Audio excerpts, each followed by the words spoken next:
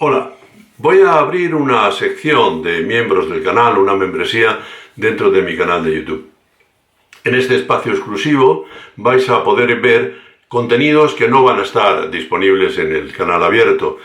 Básicamente van a ser lecciones. Lecciones de acuarela al estilo de los cursos que doy en online. Lecciones donde me voy a detener mucho en el aspecto teórico, en los fundamentos, no solo en la anécdota de pintar o no pintar. Y vamos a empezar con un contenido extraordinario. Me refiero al curso Fundamentos de Acuarela que produje junto con mis amigos Javier Zorrilla y Luis Cámara hace un tiempo y que obtuvo un tremendo éxito cuando estuvo disponible online. Ahora ya está retirado del mercado y lo ofrezco aquí a los miembros del canal.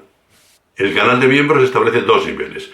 En el primer nivel podéis acceder a ese tipo de lecciones y luego hay un segundo nivel que, además de estos cursos, ofrece una alternativa que me parece muy interesante y es la de poder corregir, poder hacer tutoría de vuestros trabajos.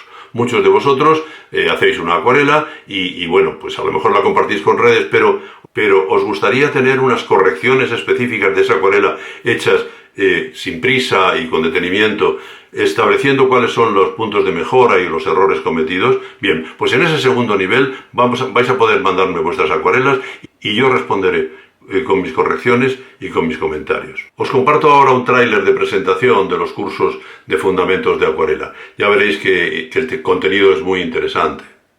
Bueno, espero que os guste, que respaldéis esta idea. En cualquier caso, yo no voy a desatender de ninguna manera el canal abierto, donde seguiré publicando con la máxima periodicidad posible contenidos para hacerlo ameno. Nos vemos en YouTube. Saludos.